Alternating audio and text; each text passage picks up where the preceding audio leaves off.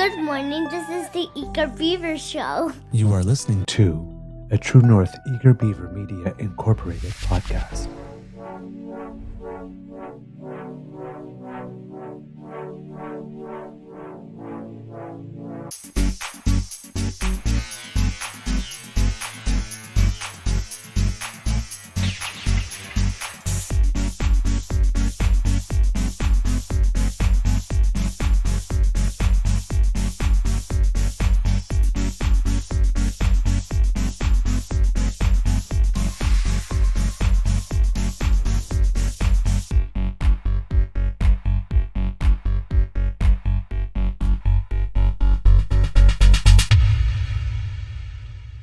The True North Eager Beaver podcasts are proudly brought to you by our founding sponsors, the Misfit Mysteries from Corvid Moon Publishing, your source for science fiction, fantasy, and cozy mysteries featuring a broad diversity of characters.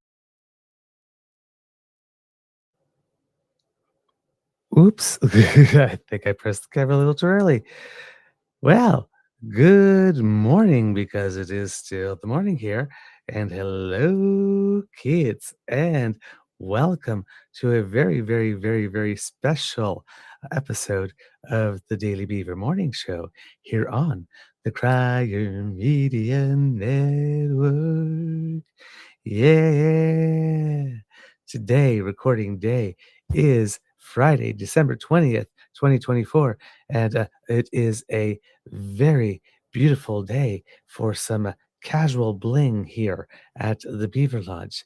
As you can see, your Royale with cheese Queen Beaver has decided to make a special appearance and join the kits and cubs, because as it is the day that we swear in a new cabinet, well, the GG will be there. And therefore, I have my crown, and I have my cup of tea. Tasty, tasty, tasty tea. And we have tea in the cup. We're going to be serving up some tea on the show. And now I have to try to get this up off from my head without pulling all my hair apart, which is done. Ah, yes. Rejoice, kits and cubs and loyal subjects. The shimmer of the crown. We'll put that on right there. Yes, well, when we have our friend, the Governor General, showing up, we must show up in a formal attire for the occasion. So as you can see, your Mr. Beaver has dressed up a little. Oh, kid Linda M. curtsying, Your Majesty. Oh, dang. Okay. I thank you for buying it. So yes, it is Cabinet Shuffle Day. We kept on thinking about when it was going to happen, because originally it seems that it was planned for Wednesday, and originally it seems that the plan, it was that Mark Carney would be coming in as Minister of Finance. At least that was the plan, how it was going to go down in the Prime Minister's head. And I guess that Chrystia Freeland would be in charge of the U.S. Canada relationship, specifically at this particular time, where it requires a babysitter, because it is rather high maintenance, if we're being honest. So unfortunately, it would appear that the Prime Minister did not have Mark Carney down on lock, or thought he had it like that with Chrystia Freeland, that he could just casually announce to her by Zoom, by the way, after you make this big announcement that makes it look like you blew past your stated annual deficit guardrail by about 50%, you're getting another job that doesn't actually have a department attached to it. So while it may or may not be a demotion, because in reality, if you were the point person on Canada US things, all things, at the time that Trump is there, and well, starts out by making us the punching bag, and today just put out another tweet, and it's like, oh well, I'm making the same thing about the European Union. Some terrorists might be coming. So it's like going after all the allies as usual. Yawn, right? But you still got to deal with them. So, there's a lot going on. And there has been a lot going on in Canada. So we have this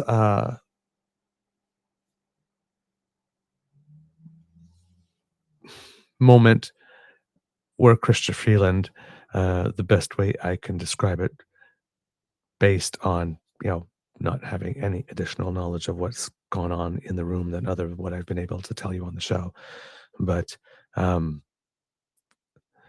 I can see how someone could feel disrespected by that after being such a loyal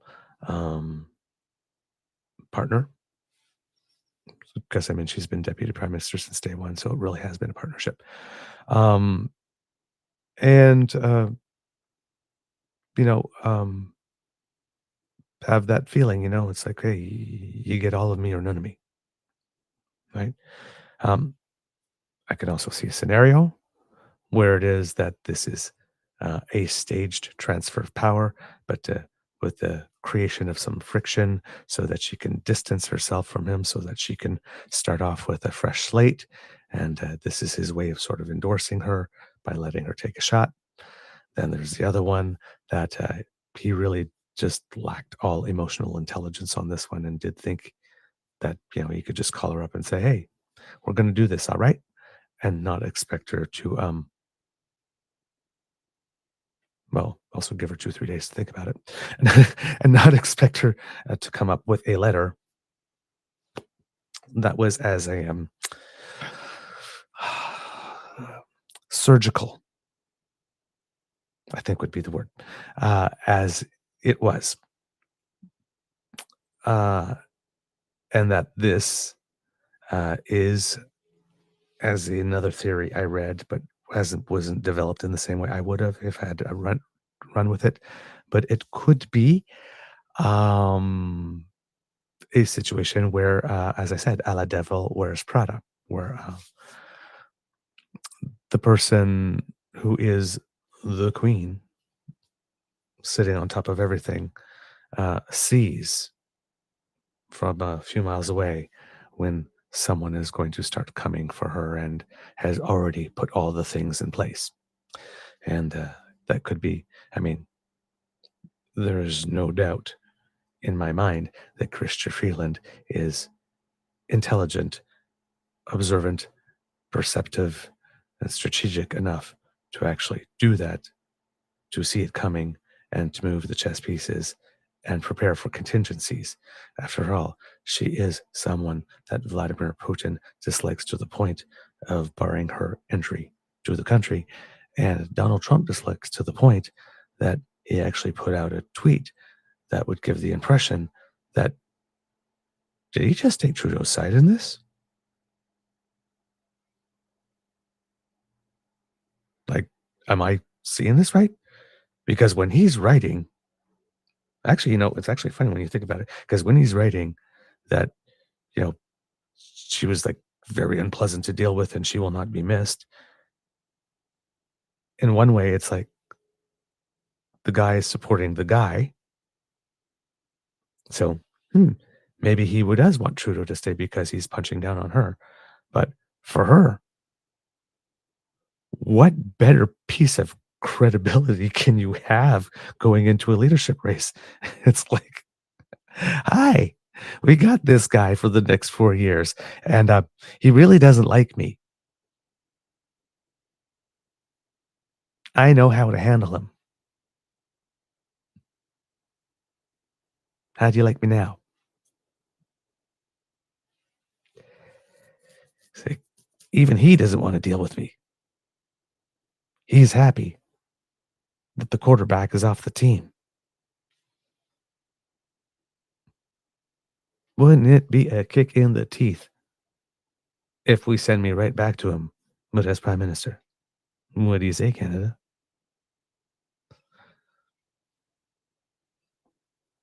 And we're passive enough aggressive. We're passive aggressive enough as a nation to do that.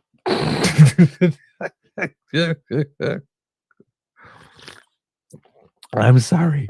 Gotta call it. Um, so yeah, especially after him goading us so much on the 51st state um, type of thing. So I mean, that is kind of a little bit of a gift for her. That little tweet as well. So it kind of works on several levels. Or tweet or truth or whatever it is that he calls it on his platform. Um, But I mean, that's the bombshell. I mean, we're sitting here and like I'm thinking I'm like gonna go back and we're gonna do our year end retrospectives and what was the biggest story of the year in Canada? Was it the change of government in New Brunswick? Well, yes. I mean, you got all these incumbencies and people are saying, oh, there's a tide against incumbency, but EB did win, and Houston did win. But Holt is the one that flipped it. So in Canada, was she the big story? And it's like, you can make a case for that, right? You could make a case for all the time that we've spent talking about all the ways that Doug Ford has sliced off a slight piece of Ontario and sold it off. That could be a big story. There's lots of things that we talked about a lot and several times and came back to. But I mean, someone would have to make a hard case to not tell me that this thing, how the bottom just fell out between the Prime Minister and Chrystia Freeland, and not so much because of animus, but more like I'm sorry, but if I do that, what does that look like? I think you have mistaken me for someone who does not respect herself. And I think I need to make it very clear to you that you got that one wrong, buddy. Um,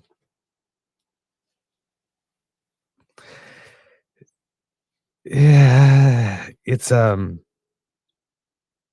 it's been a week. And clearly that has to be the biggest story of the year because I mean it's so transformative. Because right now we have a new cabinet coming in, and it's going to be a big change. There's, I think, at least 8 ministerial departments that need a new minister because there are at least 3. I think Jeanette Pitsipat-Taylor, who is doing that are doing at least double or triple duty. So I think Jeanette Pitsipat-Taylor took on the official language portfolio from Randy Boissonneau when he stepped aside to sort through whatever it is he has to sort through to clear his name, or so he alleges. Um, and then I believe that Anita Anand took on the transportation file, also from Randy Boissonneau at that point. And then when there was Pablo Rodriguez who left, there was someone that took on his files as well. And Pablo Rodriguez is leaving so that he can run for the leadership of the Quebec Liberal Party that at the current moment seems poised to at least take on the role of official opposition after being in the desert for the last little bit. So for him, it's a step up, and it's understandable why he would want to go and then take a shot at that at this moment. So that does not necessarily indicate anything with regard to tensions, and that's something that happened a while ago. And there's already been the by-election to refill his seat since then. But some of them have been doing multiple duty, and you can't have that for a very long time, because each one of these files are important in their own right, even if they don't necessarily get a lot of visibility. I mean, they're important enough out of all the files that could possibly exist to have a ministry or a department associated with them, and staff and people working on it. So, I mean, even the ones that are like, Minister of Revenue, who you almost never see on TV whatsoever, what is going on there is still very, very important, right? So, it's not necessarily how much time the minister from each department gets on TV that determines how important or what value the work of that department is giving to the country. So that's what I'm saying. Just some things are more flashy than others. Kid Argos Acres. Mr. Beaver is going, "Where's Waldo?" And I'm here for it, although the jacket is throwing me off the game. Yes, yes, I know. I like I said, it's a royal event. It's a royale event. um, so there is some work to be redistributed, but it brings on a lot of questions. Like, for example, will the Prime Minister be able to maintain his gender parity this time? Because how many of the people that he's going to offer things to are going to agree to take the position? Right now, there's only about 16 people who've come out on the record saying that he absolutely has to go. There are other people saying other things, however, that are not expressing a high level of confidence about him. Uh, Not about him remaining, but about it being a good idea that he remain. Um, And then of course, there are a lot of the firm loyalists and all of that kind of stuff. But there are 16 so far about that have come out explicitly and said, you really need to go. There are mixed reports about how much he is actually reflecting on what it is that he has heard. Um, and then there's reflecting and taking some of the positive comments and integrating, and then still trying to make a go at it. And then there's reflecting and realizing, yes, I do have to go. And we do have a recent history where they did have a similar type meeting, and the Prime Minister said he would reflect about it. And I think it was that very evening or something. I was like, yeah, not even yeah, I thought about it, and I'm staying. Just sort of, he announced that he's sort of staying, and there was a lot of people going, I thought he said he was going to think about it for a while. So I'm going to reflect on it now. May not be landing as the Prime Minister would hope in this particular context, given that he has played this card before. Whether it is, he is, so again, because nobody has spoken publicly in terms of the main players of this, Mark Carney has not said anything, and why would he? Because this is all about what Chrystia Freeland and the Prime Minister have done and said publicly, allegedly involving him as a side character, in the sense that, is he coming in, is he not, is he making room, but not actually, he's not talking, he's not involved in the decision, he's not, right, he's not running things, he's not out there in public campaigning for it, outwardly saying she's got to go. He's just like, it may be about him, but he's not doing anything. So stay quiet.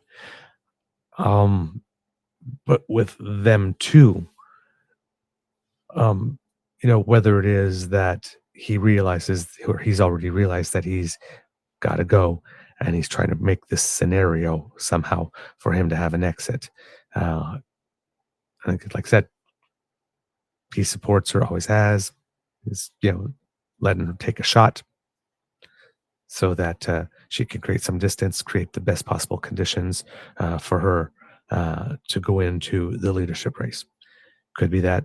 Could be as well that, the way I heard it described, I think on At Issue yesterday.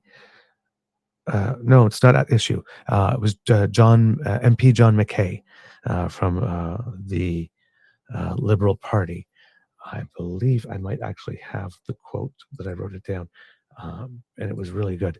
But he's talking about, because Trudeau grew up all his life, essentially, in a political family. So his quote was, his perception after 50 years of living in a political aristocratic bubble is different than the reality you and I live. It enables him to do extraordinary things. And I think he has done extraordinary things, but also leaves a bit of a blind spot. So where others might see peril, he sees opportunity. There's also the fact that he has not lost a battle yet in the political ring. So you might feel invincible.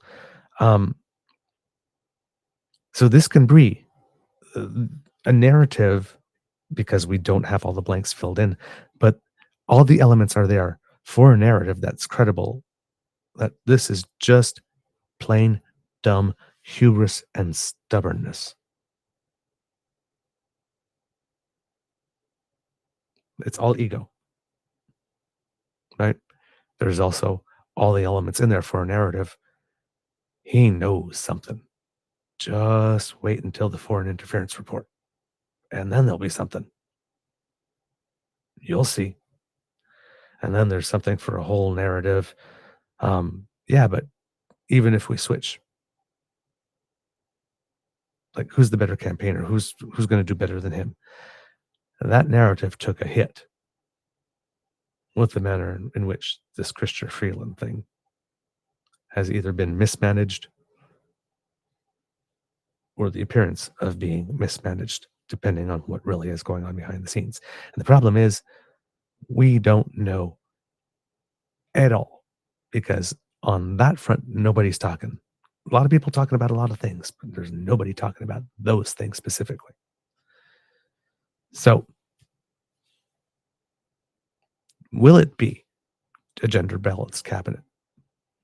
Will the regional balance be there this time? What does he have to choose from? Does that kind of affect it in any way? For Alberta, given that there's only two MPs, George Chahal and Randy Boissonnault, and you can't bring him back yet because he certainly hasn't had enough time to clear his name yet. Does George Chahal get the call?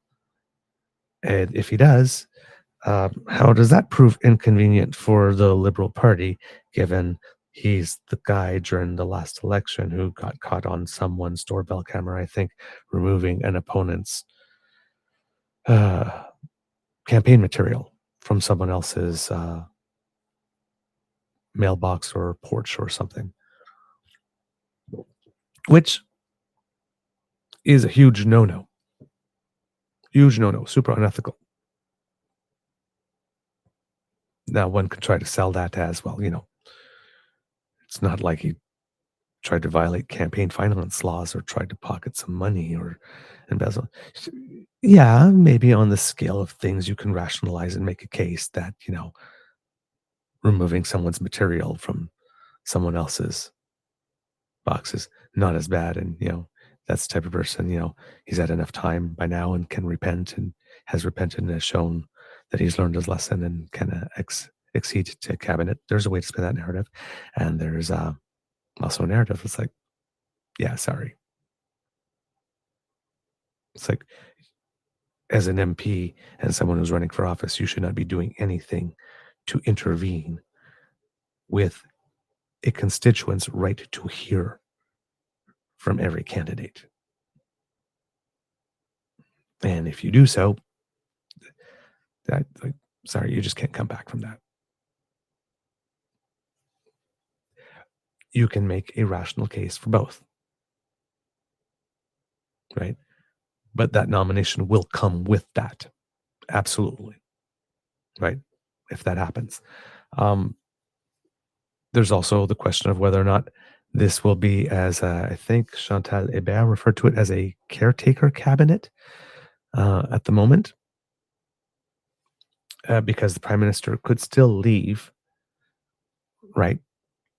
And the person who becomes the next, who would become the next Prime Minister would certainly want to put their own stamp on things. So there could be another shuffle. There could even be another shuffle from this Prime Minister, that this is the one to indicate stability.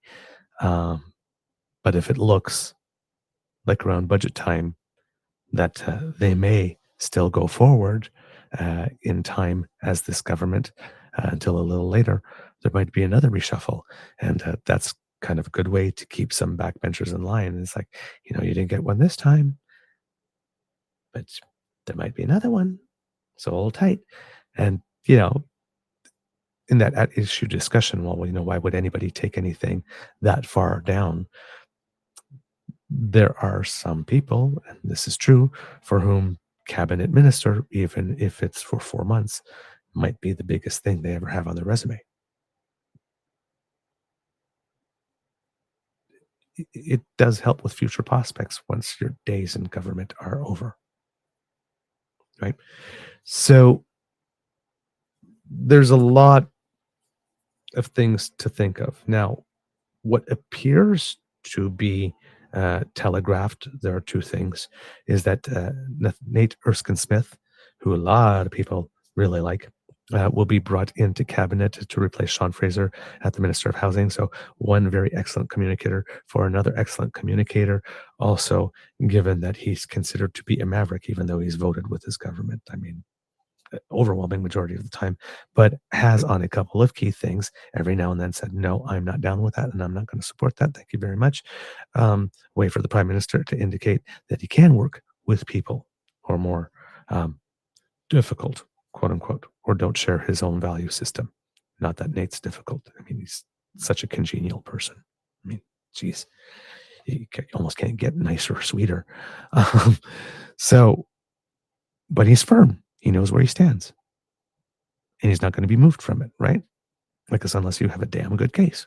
He is open-minded, but he knows where he stands. But he will be brought into cabinet, and this is a change for him because I think he had originally announced, he sort of stepped aside while he was pursuing the Ontario Liberal leadership. And even though he didn't win, he did a lot of good there because Bonnie Crombie now has a housing plan, apparently borrows heavily from that on which Nate ran on, and is getting a lot of kudos as it being a very credible plan. So now, exactly, Kit Lindam, right now housing is the sexiest portfolio to have, pretty much is.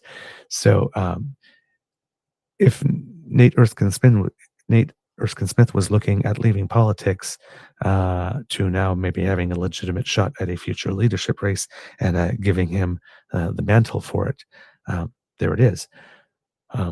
There's an opportunity. Now, as I mentioned also, right, if the Prime Minister is indeed looking to stay on and did have a conflict with Chrystia Freeland, and we're going to assume that Chrystia Freeland, given that she says keeping her powder dry, was the more prudent one, the Prime Minister may be indeed attempting to run again on a more, I'm not going to say radical, because it's not radical, but boldly and proudly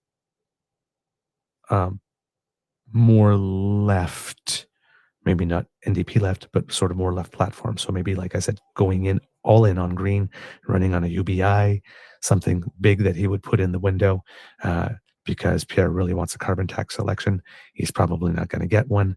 And probably what it is going to be is a who's better placed to handle and manage Trump election. And if that happens, if the Prime Minister does not look like the best person to manage Trump anymore, given how well he managed his relationship with his finance minister, and he's not the one most trusted on the economy, right? Then maybe creating this new subject. Because let's poach the rest of the NDP vote as much as we can. Let's dig in some of that green vote. Let's appeal to the youth again who might be demotivated. Go all in on green. Put in a UBI for the blue liberals. Commitment to hitting that 2% a little earlier. That means, of course, if we do that, we're going to have to agree that we can't balance the budget because in order to get to 2%, we're going to have to add $42 billion a year to our spending on that alone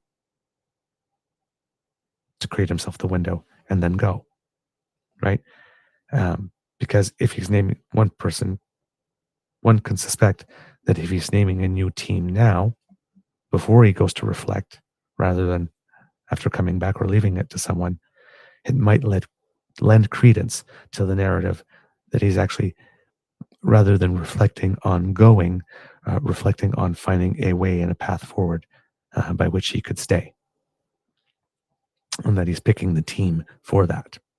The other person that seems to be telegraphed is Ottawa MP David McGuinty, who would be taking on the public safety file, because right now that's Dominic LeBlanc, and he's been moved over.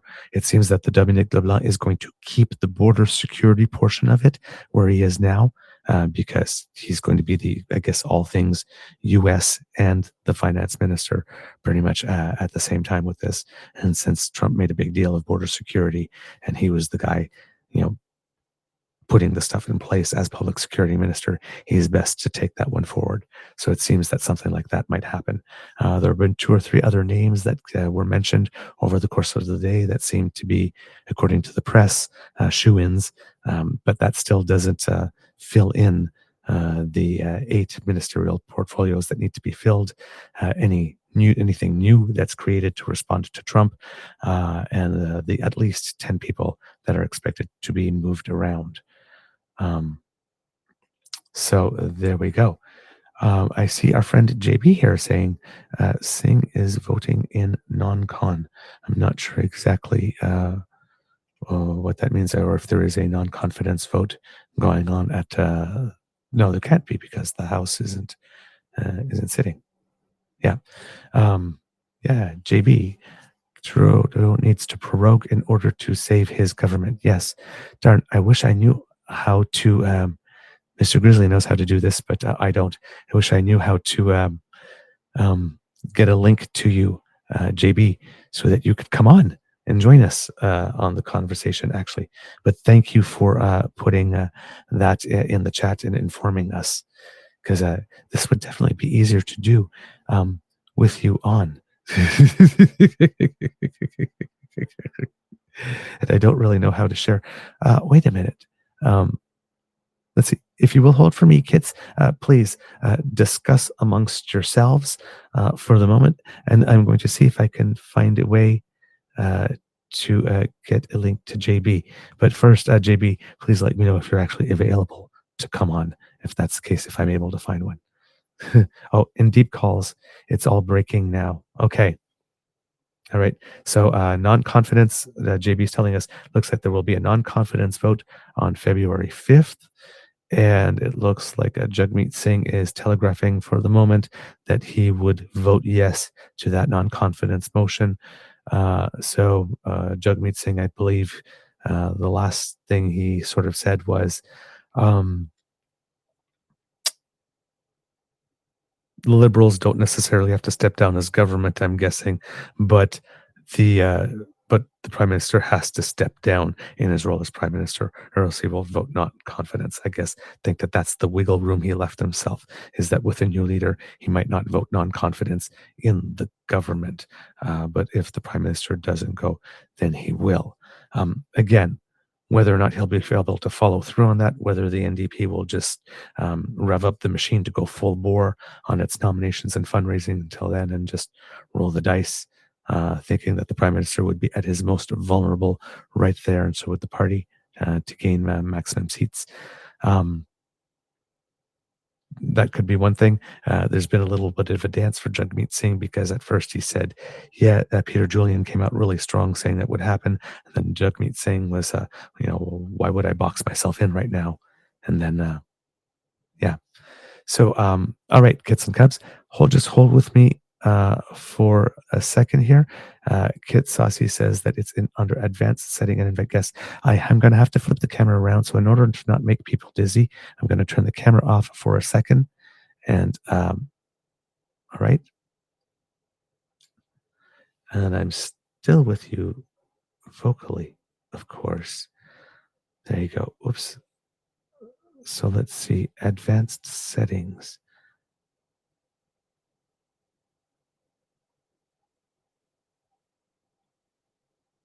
Uh-huh. Well, maybe it's under this.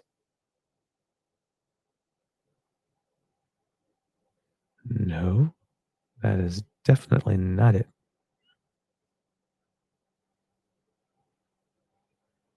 Yes, indeed, Kit Saucy JB often does have the inside scoop.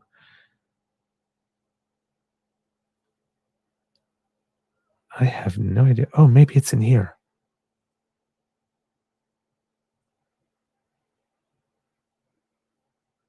No, that's add channels. That's not going to help me. That is very weird. I do not seem to have, at least on the phone version, a natural way to find the link to invite. So, you know what? I'm just going to press all the buttons and see if there's one in doubt. And scene, welcome, demo. I am sorry. I do not see it at all. Oh, darn.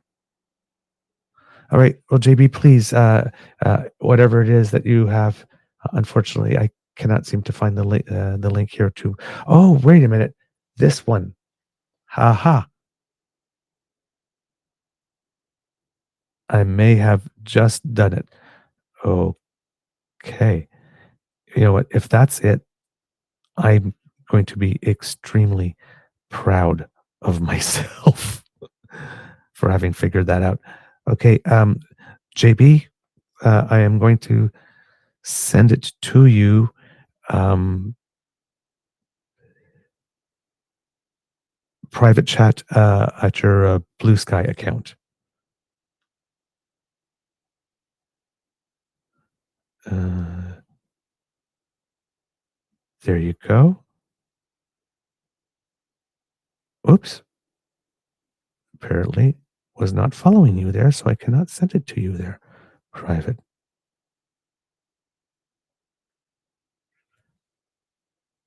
Well, that's really weird. Okay. You know what? I'm just going to post it as a link right here in the YouTube thing.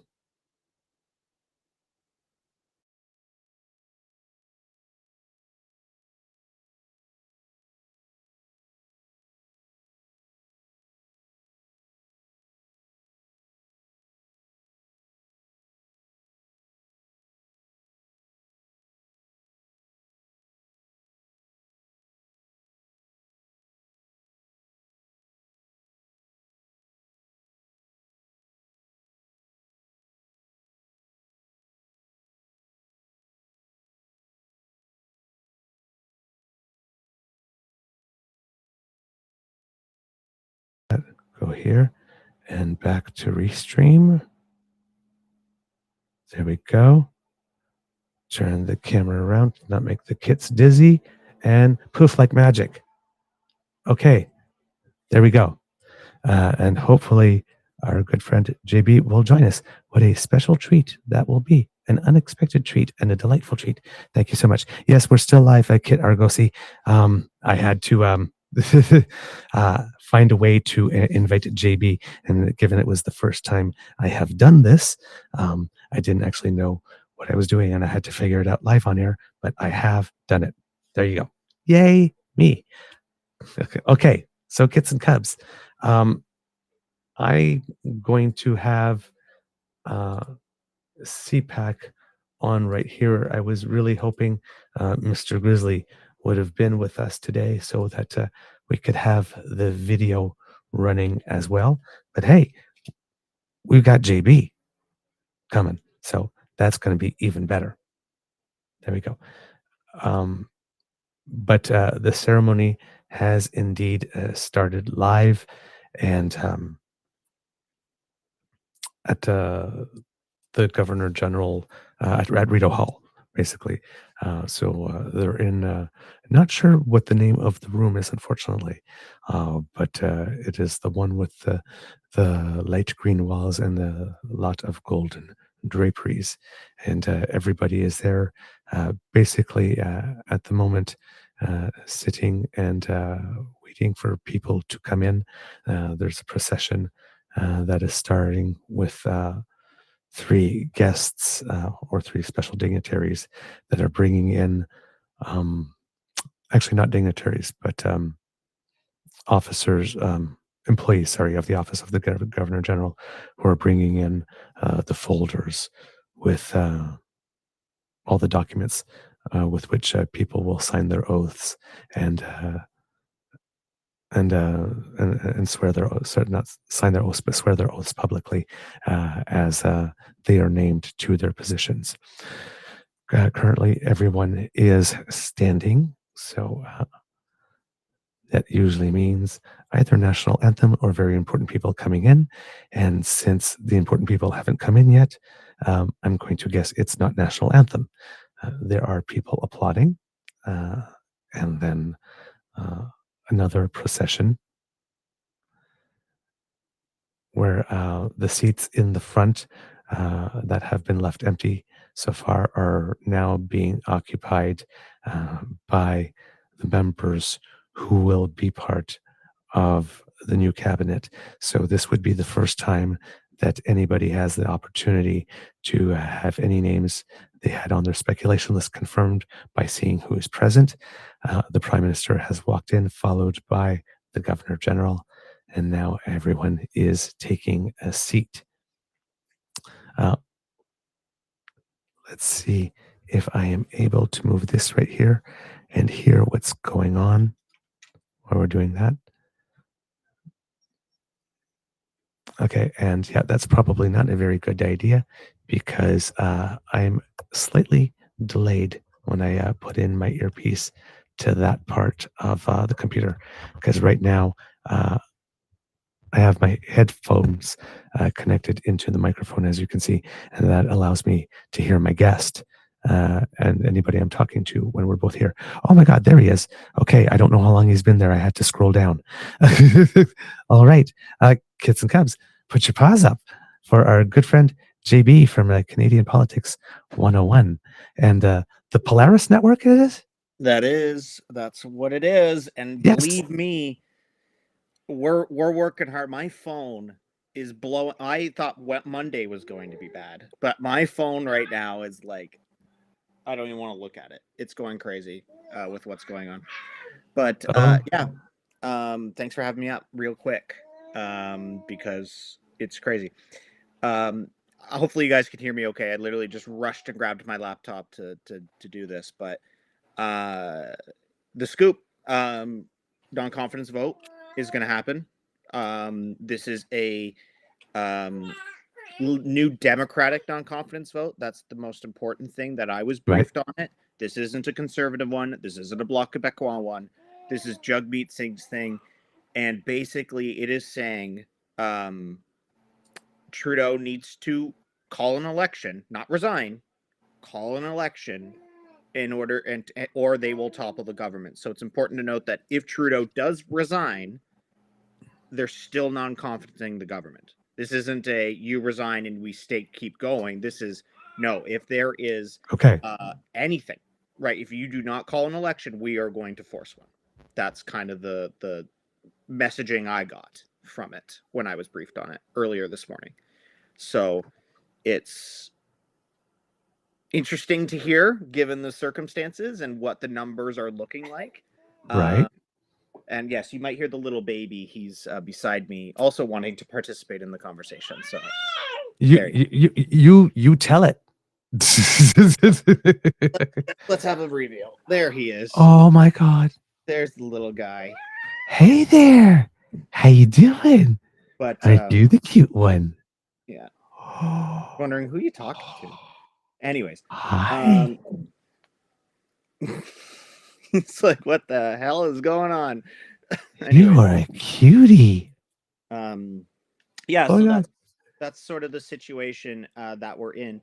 What I will tell you is that I received a briefing from Leger on Tuesday that they have a poll that puts the New Democrats ahead of the Liberals for the first time. They're getting data that shows that there is this shift happening among progressive or more progressive voters over to the New Democrats, and that's mainly fueled by the actions of Trudeau on Monday, right? That this sort of, fumbling of the ball when it came to this shuffle with Freeland is playing out very poorly for them. The question is the New Democrats, the Conservatives, the Bloc, I think they want an election against Trudeau because there's also data that shows that if the Liberals prop up somebody like Carney into the role and they resign and prorogue, which is what is expected to happen, by the way, that Carney would be propped up, and Carney has the ability to pull roughly 15 to 20% of that conservative vote, that red Tory, back over to the Liberals. So while the Liberals may shed their progressive wing over to the New Democrats, they will be gaining a larger vote coming in from potentially the conservative that they can pull. So there is a shift happening in the voter base with this right now. Yeah, so and they would be more credible then too on that front if they really did pursue that 2% of GDP for NATO if they layered that on. Yeah, and among the other things when it came to the economy and putting Carney in place, he's a banker. Now, the New Democrats, what I was told, is foaming at the mouth of running against Carney. That's their spin, because they love running against billionaire bankers. So that was kind of the spin that the New Democrats have told me. But in the end of the day, February 5th is the first opposition day. That will be the day that it will be tabled, it seems. And it'll be tabled by the New Democrats. I would assume the Conservatives on the bloc will probably vote in favor because they voted in favor in previous election or non-confidence in the fall. So fully expect a meeting with the Governor General before that with Trudeau, and they're probably a proroguement. That's the only path that I see forward for this government to continue. Because February 5th makes it such because everybody's waiting for Justice Hogue to table her report. Now she's going to be delivering it to the government on January 31st, but that doesn't necessarily mean. Do you know if it becomes public that day, or that the government looks at it and see if there's things to redact, not first, and then it comes out? I don't know. No, she can table it. She can present it as early as New Year's Eve, right? Her earliest possible date is New Year's Eve. She's been given an extension if she needs it, right? She doesn't have to take the extension, but she's given an extension until the 15th of February in order to, if they need it. Now that is what in the discussions I've heard, because the Parliament Hill's walls have ears, so it's very easy to get a tap on those ears. The rumor is that this is going to come out soon. Like, we're probably going to get some sort of indication that it's ready, or that there's ready to be delivered in the holiday break here. So, and if it's anything like the Foreign Interference Commission, the press will also get a copy of it. So there is a good chance that we might know before the government even sits down to take a look at it, which I think is the better path. I think we need to know it in the public sector. I think we are owed that report. So I think Singh is being calculated here and saying, we're not going to do it right now. We're not going to ask for an emergency debate because Trudeau is not going to call one to topple his government. So we might well just wait until the new year, wait until the session, wait until this interference report comes in. And if there's data that shows that there is a shift happening to the New Democrats from Liberal voters, I think that's really a strategic move for Jagmeet. A lot of people are going to point it out being opportunistic. He's just riding on a wave. But welcome to politics. Politics, babes. That's politics. That's just the way this works, right? Don't hate the player, hate the game. And the NDP are election debt free. They have no debt. They're ready to go. Like, they're not in a situation where they're in financial ruin like they used to be, 2 years ago. They've paid off that debt. They're ready to start going. So who knows when we will vote? It's still very much up in the air. But turbulent waters going into the new year, for sure. What that looks like. So we have a couple of positions announced. Looks like there's a lot of things are moving. We have Jeanette Pitsipa-Taylor, who now takes on Treasury Board, where Anita Anand was.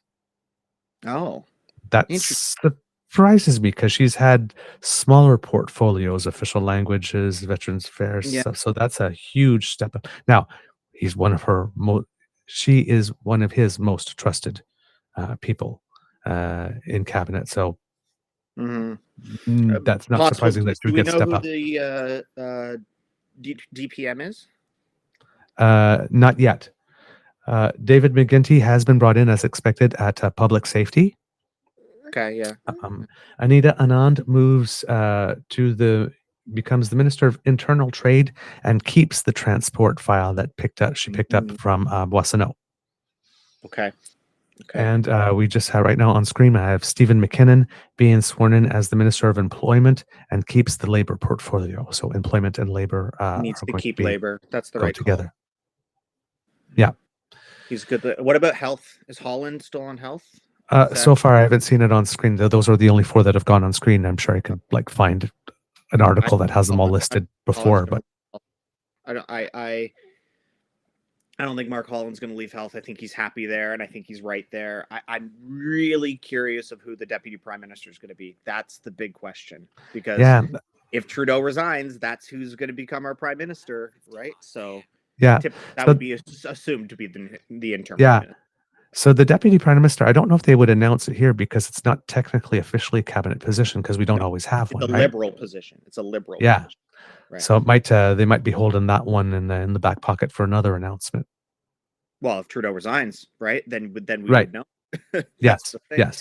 And the other thing is we don't know the Liberal reaction yet because they're dealing with this cabinet shuffle. I think Singh's timing of this was very strategic. Oh yes, and get ahead of it. So absolutely. Now we have Minister Gary Anandang Sangari, who is being sworn in as Northern Affairs Minister, and he keeps his Crown Indigenous Relations portfolio. Okay. Is LeBlanc still keeping finance? Yeah, right. He's been telegraphing that for a few days now. That wasn't just an interim thing. No, keeping finance. Well, I might have. Yeah, see, it depends the order of the events where Mark Carney was being courted and then said, on second thought, no. The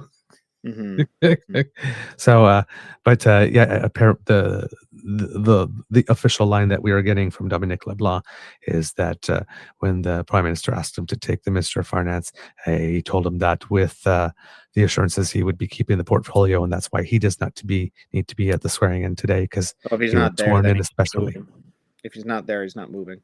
So yeah, he's not moving. He said that he would be at a commitment somewhere on the West Coast today or something. Cool. Yeah. I don't think there'll be much more. They filled. Who got housing? Sorry. Housing will probably be Nate Erskine-Smith, what everybody's been saying, but so far it hasn't yet been announced here on. I mean, he was bowing out of politics, so handing completely altogether would be interesting. Well, now he has a shot at being being leader of the party. Can I have a hot take? Please. I don't. If Trudeau resigns and then prorogues and resigns, because that's the only way that this is going to continue, and they have their leadership. If the Liberals want to take it seriously about beating Pierre Poilievre, they cannot put anybody in position that has a direct tie to Justin Trudeau, like a former cabinet minister. At the very least, it needs to be at a parliamentary secretary level, somebody who's just like in the government as a Liberal MP, but not, in the cabinet position that would be able to better separate themselves from Trudeau, or somebody like a Carney, or somebody from the provincial levels of powers, right? Somebody that is separate from Trudeau. Because if they prop up somebody like Freeland or Holland or even Fraser's taking a family thing, but you know what I mean? Somebody in the Trudeau cabinet line, they're going to get decimated. Those voters are going to go over to the New Democrats because they're looking at the Liberals and going, oh, well, I'm not voting for this because this is just a fucking mess. Pardon my language. But it's a mess. And I can't go to the Conservatives because any Liberal voter right now isn't going to go vote Conservative because they would have already left a long time ago if they were in that. So they're going to have to rally that base, and picking a Trudeau loyalist, which 40% of the party doesn't want Trudeau in power anymore, right? Or is a leader. They got to go with somebody external. It's the only way for them to do this and to take this seriously, because those voters will just go be like, well, Singh's saying a lot of cool things. He's saying all the things that we need to hear right now. And he's not Poilievre. So they're just going to move over to Singh. And I think Leger has tapped in on that faucet of people moving over, and they're putting the New Democrats in second place right now. So So what do you think of the idea of them, Trudeau deciding that he's going to do this, but go harder left instead, go all in on green and go UBI, and that's why he's bringing in Nate I'll tell you, and public anybody housing. who runs on a UBI platform will win the election. Will what? Anybody who runs on a UBI platform will win the election. Hot take. Another hot take for me. I think that's if you campaigned, I'm giving everybody $2,000 a month, I will make it happen. That's going to win over a lot of people. A lot of people. And then on top of that, the taxes, right? You know, Trump's tax plan was just announced for anybody making under $300,000 per year in the United States will now pay more taxes under Trump. He's already announced that. That's already happening.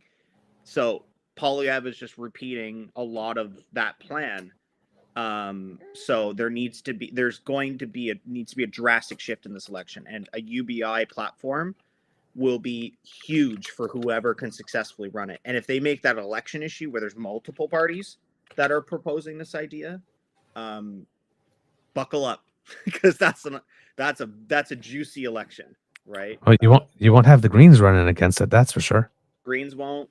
I mean, yeah. I don't know if the Bloc would, but hey, if it benefits Quebec, the Bloc is going to do it. That's just but obviously I'm biased because I sit in a pro UBI camp, for those who don't know. Yes. It's like I do too, but that's why I'm wondering. It's like, yes, because everybody, the first thought is, okay, he's just got to, people are worried about the economy and whatnot, so he's going to shore up his right flank. But what if he decides to do a full run on the left instead? I just don't know if there's enough voters there for him to take, because as somebody who's in touch with a lot of the New Democrats and the New Democratic side, they're not afraid of losing votes to Trudeau and the Liberals. They're pretty confident that their 20-25% base is going to stay with them. It's just they need to do like they did in 2011 and capitalize off of an unpopular Liberal Party, which we can all accept, that even if you're voting Liberal still, we have to accept the writing on the wall that the Liberals are, shedding popularity every single day. So, Jack Layton was able to capitalize on that in 2011. Very, very soon. So, hey, if that means a Pierre Poilievre minority and an NDP opposition, one, that government's not sitting for more than 6 months, but two, I'm okay with that, right? I think, this will be my final point, then I do need to go. Okay. We've done this thing where we've gone back and forth since 1867 from the same two parties, right? And the Democrats have given us universal health care. They've given us dental care. They've given us pharmacare. They've given us all these things that are, unarguably good for our country and for the health of our people. And yet we're still having this debate of whether or not Jagmeet Singh gets his pension or not, or some stupid, thing that doesn't matter, when we could be giving an opportunity to a party that I think deserves it. I think they deserve a shot at it just once. If the New Democrats screw it up, we're already screwed up. So let's just go back and try to redo this after a New Democratic attempt. So I think that's the messaging the New Democrats have to really push with people, is give us a shot. And that's that. But anyways, I'm being kicked off, but the baby apparently needs to stay. So I think that shows the intention of the viewer base here. So I should probably get going. But I'm kidding. Obviously, I don't. Oh, well, thank you so much for joining us. I won't ask the little one's name in case you want to protect privacy and all that. But is if I said it to you and asked you to spell it, you probably wouldn't be. It's a very traditional Irish name. And if you know anything about Irish names, it looks like somebody sneezed on the paper. And I feel bad for him and his future for doing that. But I had to uphold a family tradition in doing so. As a big Bananarama fan, and it took me a long time before I figured out that Siobahn was not Siobhan, but Siobhan. So. It is in the realm of you look at it and you go, how do I say this? What is that? Do you say this? So pretty much. All right. Thank you so much. What an unexpected gift and surprise. Bye-bye, little one. And all the best to the season if we don't get a chat with you before to your whole family. I'm sure we'll talk soon. Absolutely. Thank you so much. You made the show better. Well, what do you know? Wow. How's that? We got a scoop. That's pretty darn good. Okay. Continuing on, there have been a couple of other nominations. Currently, Liberal MP Elisabeth Brière is being sworn in as the Minister of National Revenue. And earlier, Rachel Bendayan has been sworn in as the Minister of Official Languages. And Ruby Sahota was sworn in as Minister of Democratic Institutions. Rachel Bendayan and Elisabeth Brière are new to cabinet. So I am going to look them up a little bit and see what it is that we can learn about these new ministers to all of us in Canada. She says on the parliamentary, she was the parliamentary secretary to the deputy minister, to the deputy prime minister and minister of finance. Rachel Bendayan was first elected as the Member of Parliament for Outremont in 2019. She has previously served as Parliamentary Secretary to the Minister of Tourism and Associate Minister of Finance, and as Parliamentary Secretary to the Minister of Small Business, Export Promotion, and International Trade. Over a period of close to 10 years, Ms. Bendayan built a successful legal practice at Norton Rose Fulbright in the fields of litigation and international arbitration, specializing in international trade law. Ms. Bendayan also taught at the Faculty of Law of the Université de Montréal. She later served as Chief of Staff to the Federal Minister of Small Business and Tourism. A mother and deeply engaged member of her community, Ms. Bendayan has strong connection to the families she represents in the Montréal neighborhoods of Outremont, Mile End, and Côte des Neiges. So that's what they have for her on the website. And hopefully there might be more somewhere else, like Wikipedia. So we will look at that, but we will also take a moment to take a look at Elisabeth Brière. And what does it say about her? All right. She was the parliamentary secretary to the Minister of Families, Children and Social Development, and parliamentary secretary to the Minister of Mental Health and Addictions, and associate minister of health. So she had a lot of stuff going on. She's from Sherbrooke area. So she was first elected as the Member of Parliament for Sherbrooke in 2019. She previously served as parliamentary secretary to the Minister of Economic Development and Official Languages for the Economic Development Agency of Canada for the region of Quebec. Ms. Brière worked as a notary for nearly 30 years, most recently as a partner at the private firm Monty Sylvestre, focusing on human rights, real estate, and mediation. She has also worked as a lecturer at the University of Sherbrooke, where she enjoyed connecting with students and passing on her knowledge. Let's see, what else do we have here? An active member of the Sherbrooke community, Ms. Brière got involved in politics to serve her fellow citizens. The environment is at the heart of her concerns, and she has worked to raise awareness on the impact of personal choices. A woman and a mother, she wants to ensure a safe and equal environment for women. Her knowledge of the business community also gives her the right tools to support entrepreneurs in the local economy. Ms. Brière holds a Bachelor of Laws, a diploma in notarial law, and a certificate in business administration. A resident of Sherbrooke since 1987, she lives in the community with her husband and 3 sons. Currently, MP Terry Digwood, not sure how you pronounce his last name, I'm sorry, Duguid, has been sworn in as the Minister of Sport. He's an MP from Manitoba. His was one of the names that was touted as a shoo-in to be brought into cabinet. So he's currently swearing his oath at the moment. And let's see what we could learn about him. All right. Terry Duguid was, it might be Duguid, was first elected as the Member of Parliament for Winnipeg South in 2015. He has previously served as Parliamentary Secretary to the Minister of Environment and Climate Change, as Parliamentary Secretary to the Minister of Economic Development and Official Languages for Western Economic Diversification Canada, and to the Minister of Environment and Climate Change Canada for the Canada Water Agency, as Parliament Secretary to the Minister for Women and Gender Equality, and as Parliamentary Secretary to the Minister of Families, Children and Social Development. So he too has been busy. but that's since 2015, so he has a long resume. With a diverse background in civic government, business, and environmental leadership, Mr. Dogood has shown a strong commitment to public service throughout his career. In 1997, he founded Sustainable Developments International, a firm specializing in environmental management, sustainable development, transportation, and international affairs consulting. In 2000, he was named chairman of the Manitoba Clean Environment Commission, and in 2004, he became president and CEO of the International Center for Infectious Diseases, a nonprofit research organization he helped to create.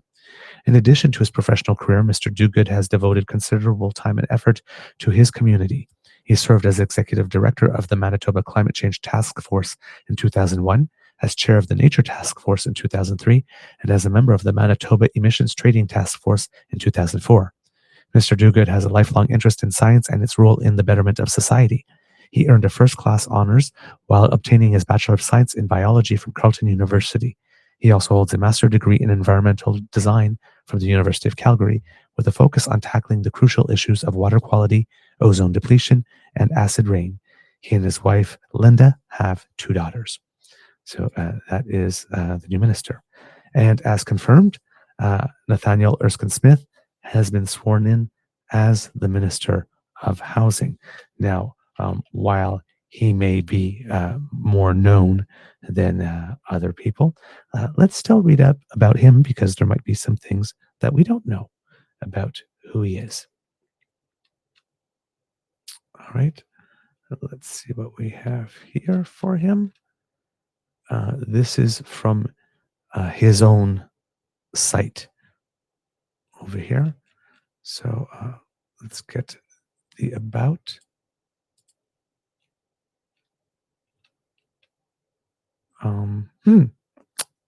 Can't actually find anything that way.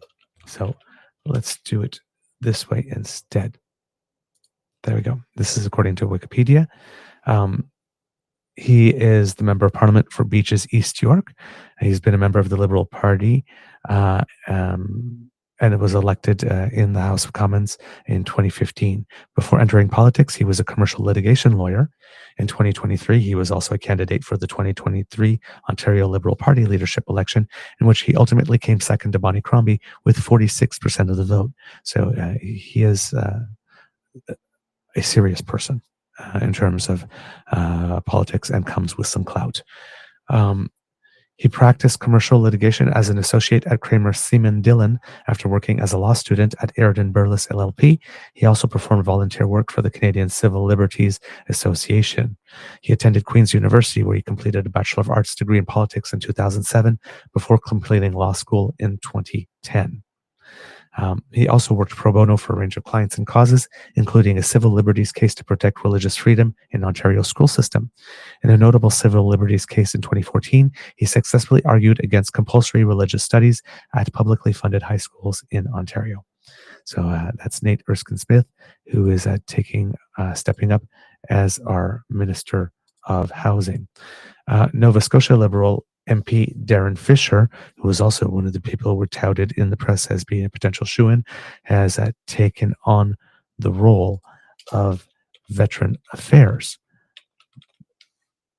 And let's find out what it is that we can learn about him. All right. He is also new to cabinet.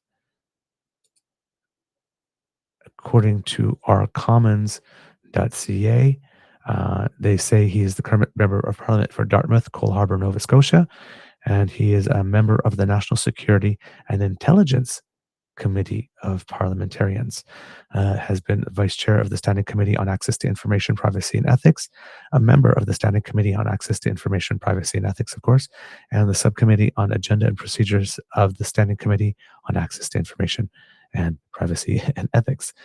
So I see that he has a particular focus. According to his Wikipedia page, he's a Canadian politician who has represented the riding of Dartmouth Cole Harbour since 2015, appointed Minister of Veteran Affairs and Associate Defence Minister today, a career politician. Prior to his election in the House of Commons, he served on the Halifax Regional Council from 2009 to 2015. And that's about all that I could find through that source. So let's see if there's something a little more interesting about him somewhere else. And there isn't. So this is someone that we don't know a lot about. Oh, there we go. From his MP page here.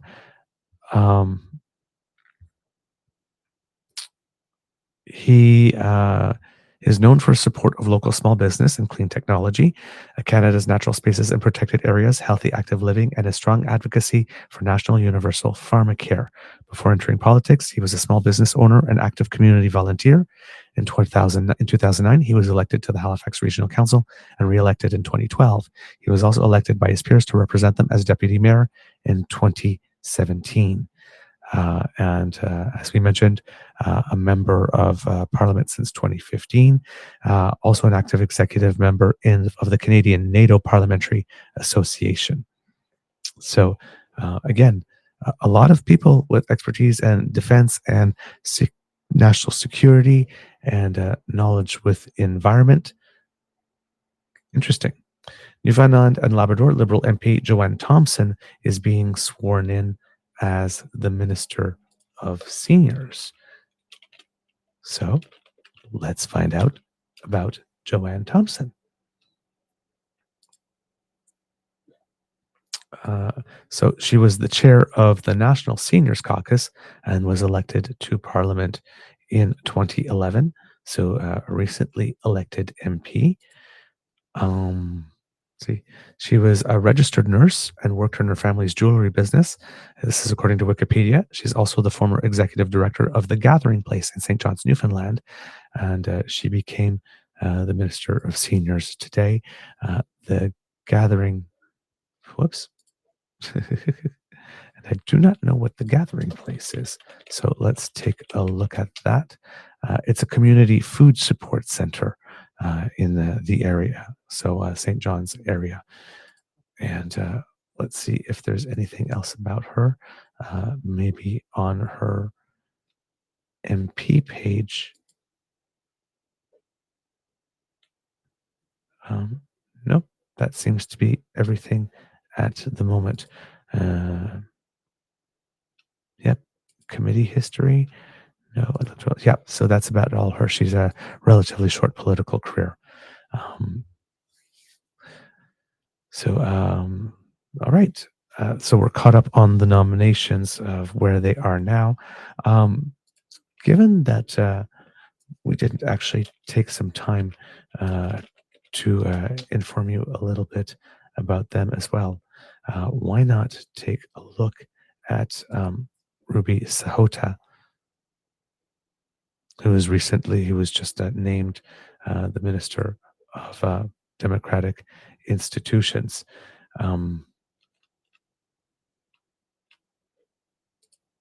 There we go. According to the Library of Parliament, what do we have on her? She's an attorney and a lawyer by profession. She was first elected to the House of Commons in 2015. She has been the chief government whip for the party and also the deputy whip of the party during her time, and has I guess that does not want to tell us what committees that she has sat on, unfortunately. All right, the next person being called up is, let's see, there's lots of applause and he's walking up, but the chyron has not been changed to let us know who he is.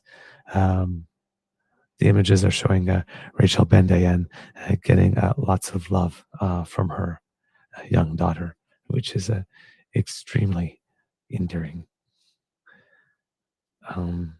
I guess that might be the end of the ceremony. Actually, the last person that came up might have been an official from the Governor General's office.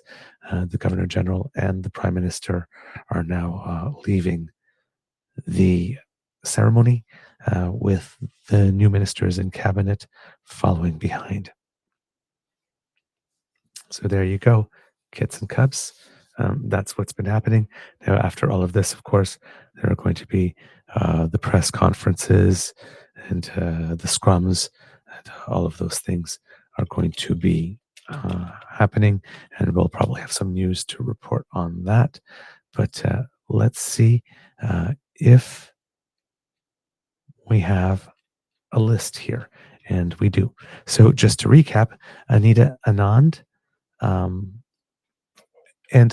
let me just take this as well, because the ministers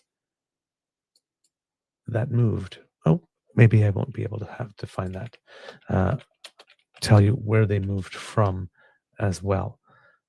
So Anita Anand was the president of the Treasury Board since July 2023 and the Minister of Transport since September 2024. She now retains the transport file, but adds the internal trade portfolio to her mandate. Gary Anandan Sangari has been the Minister of Crown Indigenous Relations since July 2023. He maintains this portfolio and takes the portfolio of Northern Affairs that used to belong to Dan Vandal, who I believe is not running again. He also becomes the Minister responsible for the Canadian Northern Economic Development Agency. Stephen McKinnon, who is the Labour Minister, maintains that portfolio, but also becomes the Minister of Employment and Workforce Development and Labour. He became the Minister of Labour in 2024 as the House Leader when Karina Gould left on maternity leave, and then became the Minister of Labour later on when Seamus O'Regan decided that he was stepping down from politics, also to have more family time with his partner and young children. Then we have Jeanette Petitpas-Taylor, who was the Minister of Veteran Affairs, and she moves to become the President of the Treasury Board, which is a very, very big step up for her. And then the new ministers joining the cabinet, we have Rachel Bendayan, who's the Minister of Official Language and the Associate Minister of Public Safety. She took over in the writing of 2019 after former NDP leader Tom Mulcair got the boot from his party. And like I said, before becoming elevated to the cabinet post, she served as freelance parliamentary secretary. Elisabeth Brière becomes the Minister of National Revenue, taking over, I believe it is, for Marie-Claude Bibeau, who is running to become mayor of Sherbrooke. So Brière, also from Sherbrooke, elected to the House of Commons in 2019, served as a parliamentary secretary to the Minister of Families, Children and Social Development, Jenna Hassuds, and the Minister of Mental Health and Addictions and Associate Minister of Health, Yara Sachs. Terry Duguid, who's the Minister of Sport and Minister and Minister responsible for the Prairies Economic Development Canada. And before taking on his new role, he served as Trudeau's parliamentary secretary as well. Nate Erskine-Smith, the Minister of Housing, Infrastructure and Communities, first elected in 2015, with a reputation for being outspoken and contrarian, who's unafraid to take a stand on issues that may fall out of line with his government, has sat on multiple committees, including the Public Accounts Committee, the Industry and Technology Committee, and the Canada-China Relations Committee. Then Darren Fisher, who is the Minister of Veteran Affairs and the Associate Minister of National Defence.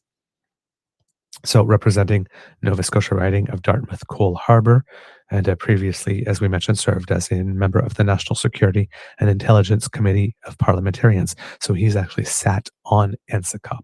So he actually really knows how that stuff works. And had a chance to see it from the inside. David McKenty, the Minister of Public Safety, and he was the chair of NSICOP as well. So that's why I'm saying you can see the if not the people, the skill sets that are being brought in. But the chair of NSICOP since its inception in November 2017, McKenty has also served on multiple parliamentary committees, Ruby Sahota, the Minister of Democratic Institutions and Minister responsible for the Federal Economic Development Agency for Southern Ontario. And she was first elected in 2015 to represent the riding of Brampton North, and she served as we mentioned, the Chief Government Whip. Joanne Thompson, who is the Minister of Seniors, probably the newest Liberal MP to join cabinet after having been elected in 2021. And she's been a member of the Finance Committee as well as the Environment and Government Operations Committee. So there you go. Those are the new cabinet.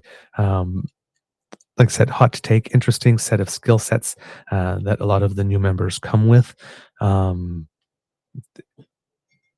Kind of leads me to, for those who believe in the narrative that there is something coming in that report, bolstering the cabinet that way with people that do have a lot of intimate experience with NSICOP, McGuinty, and can't remember his name off the top of my head already. I'm so sorry. Mr. Fisher is a really interesting move.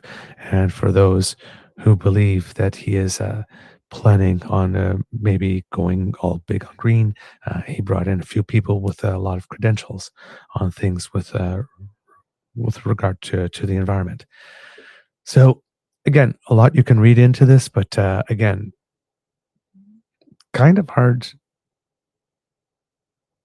to say one way or the other what it is this represents really until such time as the Prime Minister decides that he's going to address Canadians himself and give us an idea of what it is that he has planned.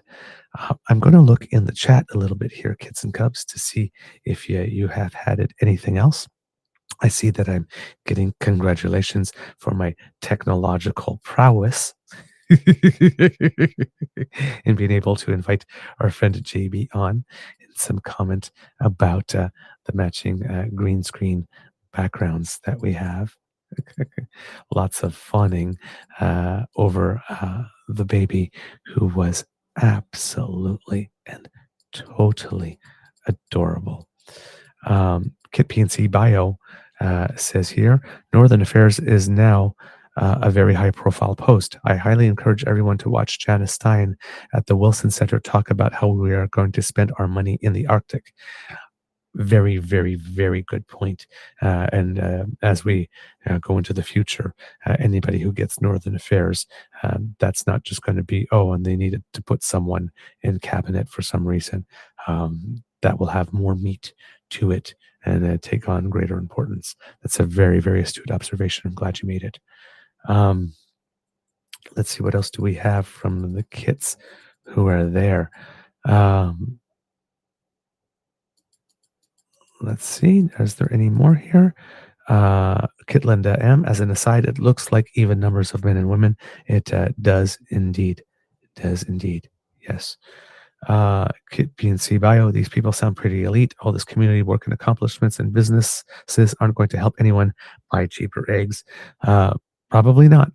But hopefully it will help them make some good decisions for things that also don't involve the price of eggs. Hopefully. Kit Lindham, the Minister of Seniors appears to be a senior. Imagine that.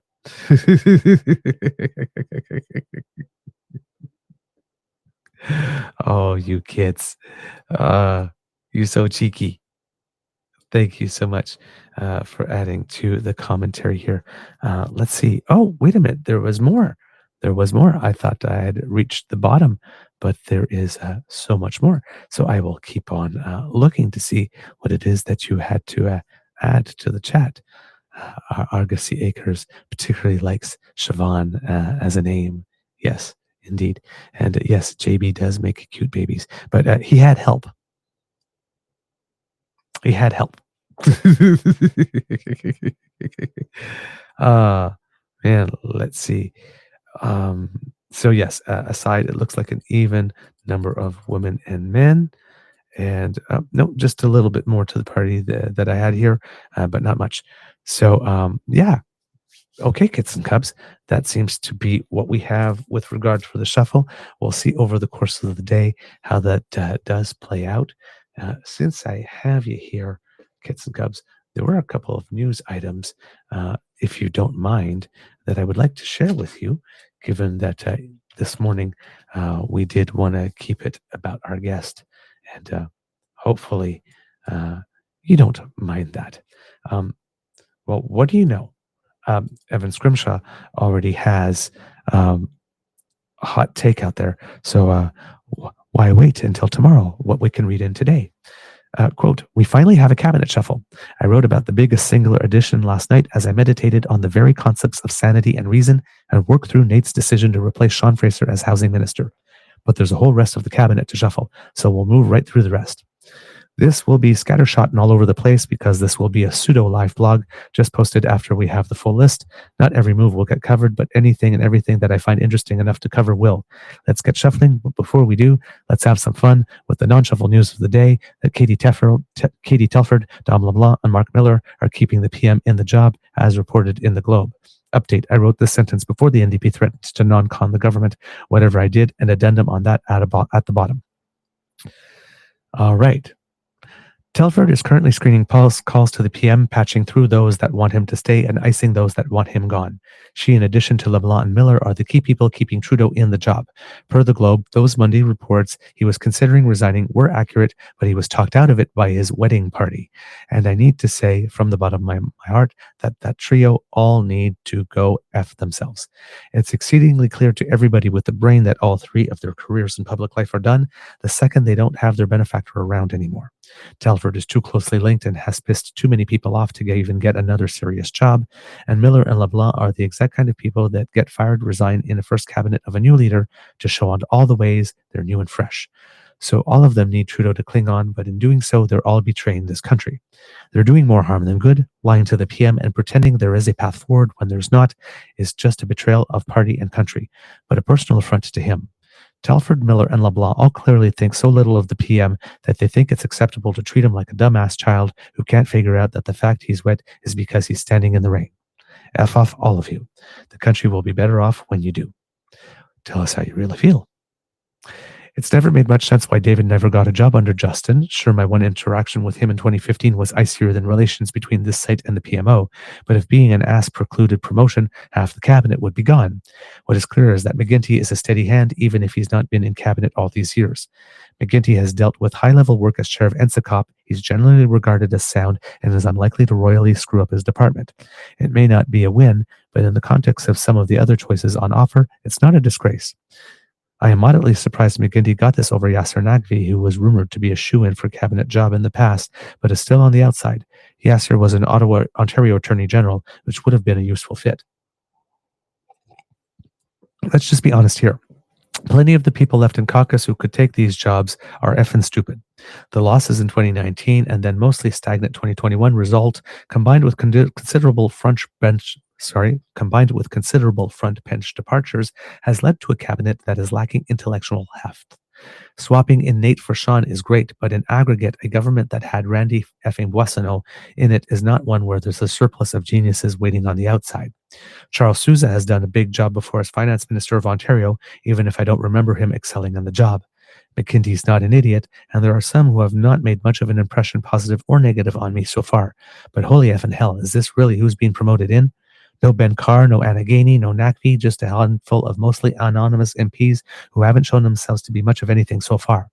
It's honestly extremely underwhelming, mostly because there's not much talent left in the party that hasn't either told JT to go F himself or been fired by the PM. And I don't really get what this government has against Anita Anand, but sure, moving your smartest remaining minister into what is generally seen as a mid-term ministry is great.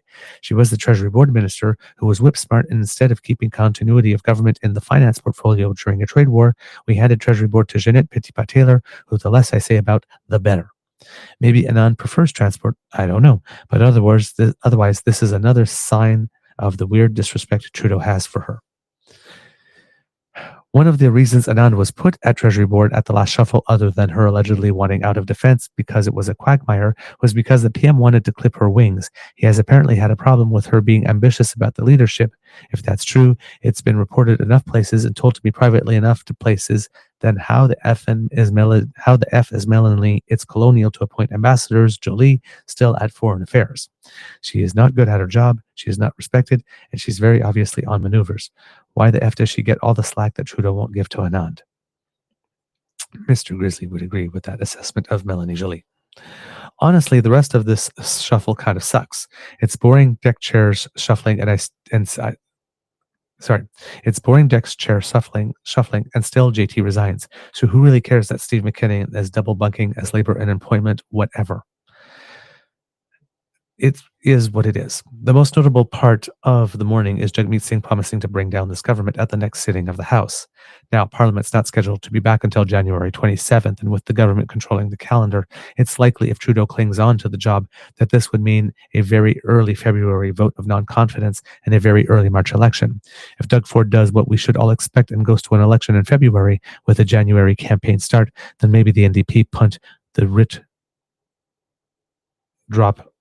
Maybe the NDP will punt the writ drop till after Ontario. But again, that's if Trudeau stays. However, it's pretty unlikely Trudeau stays at this point.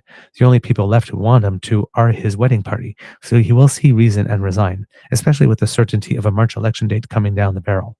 What seems more likely to me is a resignation, a quick and dirty contest to replace Trudeau that goes from January to early March, with the House prorogued from January 27th through the end of March break, a week the Commons always takes off anyway. That'd give the new leader a couple of weeks to pick and swear in a new cabinet and get those people briefed and at least somewhat ready. At that point, the budget would be the confidence test, and if the new leader pulls better and the budget is sufficiently robust with giveaways, maybe they get the Bloc or NDP to blink. I think a lot of the Bloc's bluster is that they're projecting for a shade under 50 seats. If the Liberals are back at 30% in Quebec under a new management, then their gung-ho attitude might suddenly be a thing of the past. But all in all, the case for Trudeau staying on is now gone. The case was he would handle the tariffs well, and that could save the polls. But now he's not going to be able to say that because the tariff crisis will certainly be an ongoing process at an election. Trudeau's out of moves. He needs to resign and let the party move on quickly without him. The NDP finally did something useful, says Evan. All right. Let's check in with the kids here. If you've got something here, some thanks to JB for having come on. Fantastic here. Kit Toronto Dan, Nate is a great choice for housing. Worked on his campaign years ago. All right, let's see what else. Do we have Kit PNC Bio? David is my MP. Thoroughly competent chap. All right. Now, a couple of other things I had for you, kits and cubs here. Let's see what we got here. So this is all that stuff. Okay, cool. And okay, we've got that. All right. Yesterday, for those who were affected by the Canada Post strike, Canada began accepting commercial letters, and international mail will start being accepted on Monday. So for those of you who have some shipping to do, there's some updates for you there. There's a U.S. delegation that's in Syria today to meet with the interim government, according to the State Department, and it marks the first visit by U.S. officials since the fall of the Assad regime. It's kind of a tricky situation because the group HTS is still regarded as a terrorist group under American law. So having these types of contacts are a little tricky under that context. The delegation is looking to discuss the U.S. and its regional partners' transitions principles like human rights, preventing the resurgence of terrorist groups like ISIS, and the destruction of chemical weapons. The Pentagon has also announced that the U.S. has recently more than doubled the amount of troops it had in Syria originally.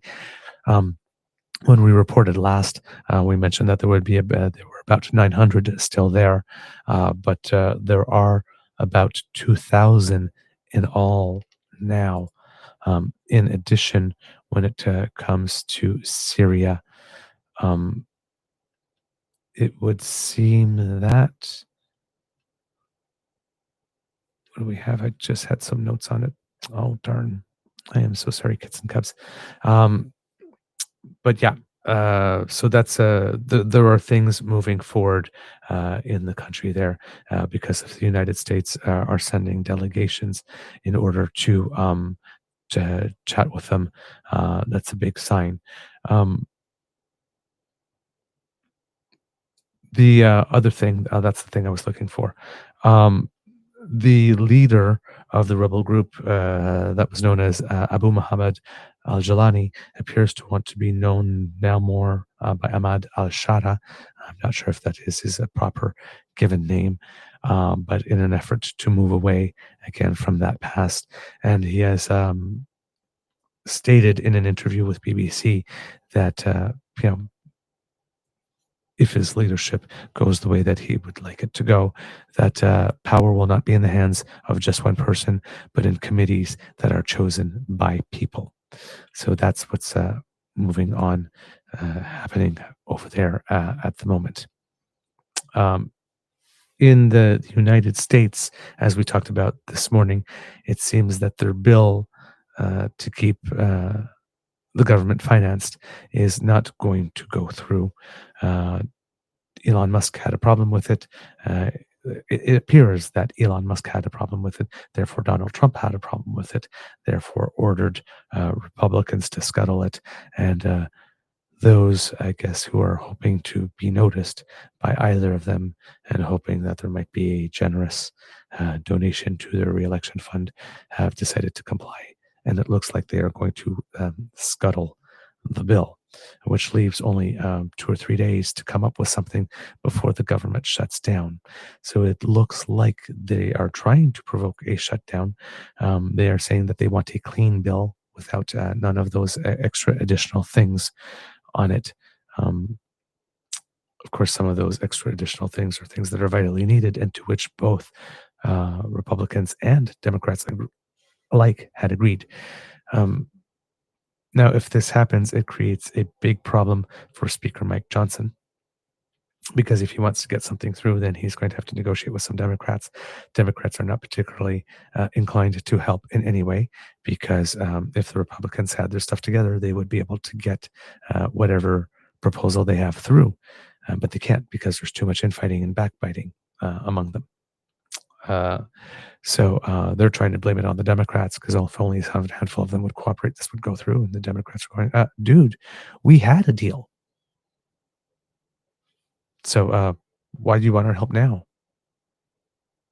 So you had our help, and then you did something. Sorry.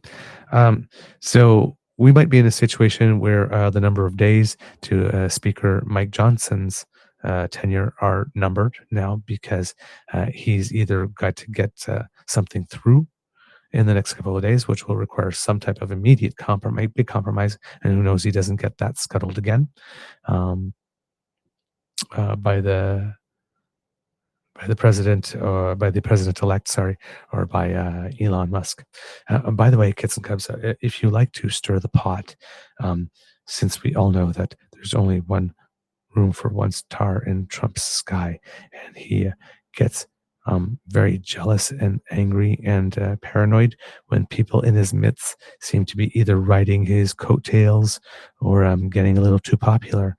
A lot of President Musk hashtags and thank you, President Musk hashtags, so much that they would trend, would certainly, I'm sure, get the president-elect's attention, and might be the fastest way to get Elon Musk out of the first buddies chair. Maybe. Possibly. Just saying. Stir in a pot. Because,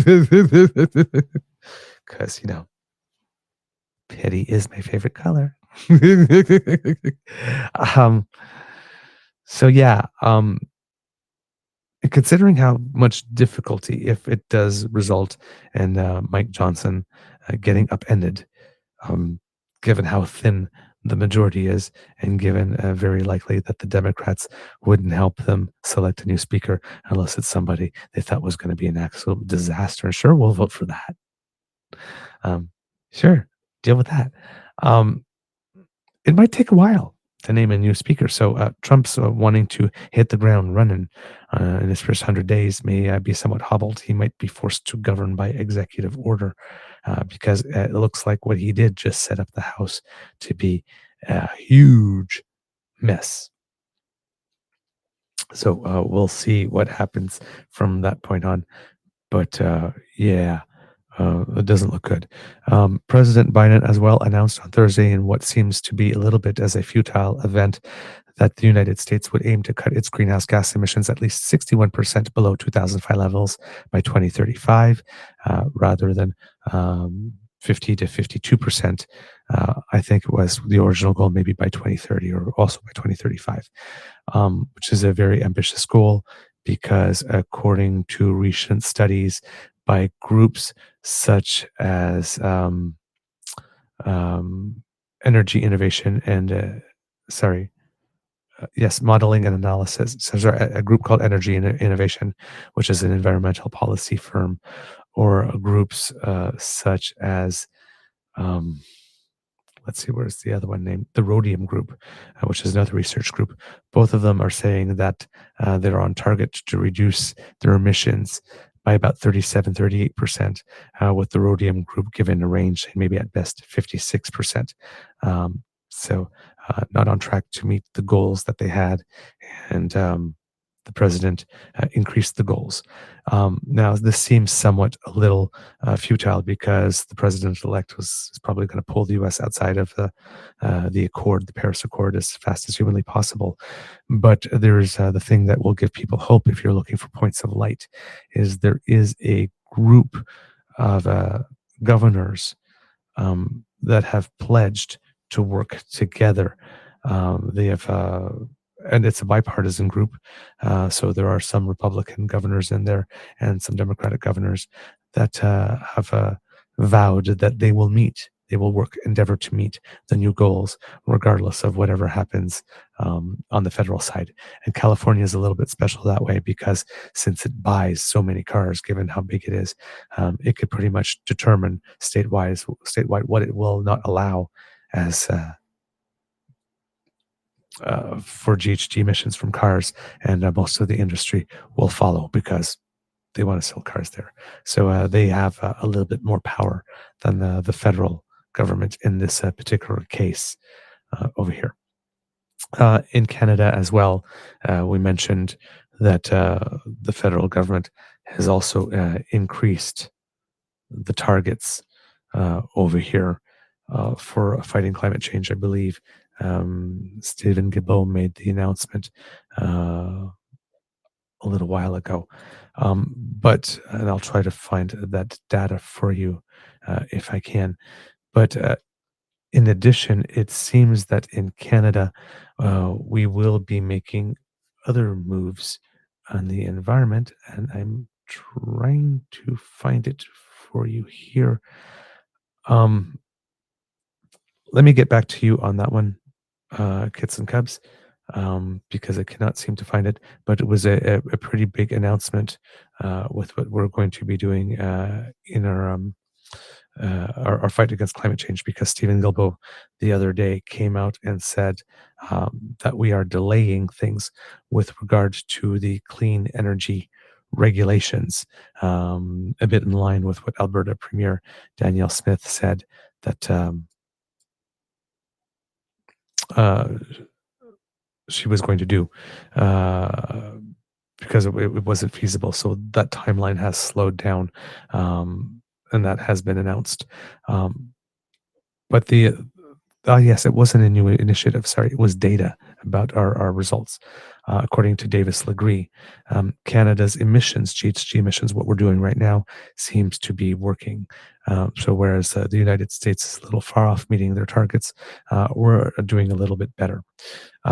So The greenhouse gas emissions for the Canadian economy saw a year-over-year decline in 2023, but far greater reductions will be needed to meet the country's climate goals.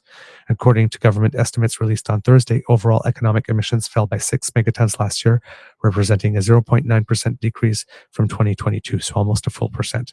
Compared to 2005 levels, which is the baseline for Canada's climate goals, emissions are now down a full 8.5% or 65 megatons.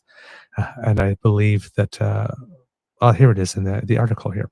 Last week, the federal government committed to a 45 to 50% cut from 2005 levels by 2035, which adds to the pre-existing goal of 40 to 45%. So we became 5% more ambitious. And that was the other announcement that Stephen Guilbeault, I wasn't mistaken. I knew he had announced something. I just couldn't put my finger on it. So Canada's emissions are now the lowest that they've been since 1997, excluding the pandemic-affected years of 2020 and 2021, though it remains the only G7 country where emissions are still increasing since 1990. Quote, today's data confirms what we've been saying. Our plan is working, said Environment Minister Stephen Guilbeault in a statement. As we look to the coming year, finalizing the cap on greenhouse gas pollution in the oil and gas sector will be essential to build a better world for our kids and grandkids. Notably, emissions from the electricity sector have fallen by 58%, 67 megatons since 2005, which is largely the result of coal power being phased out across the country.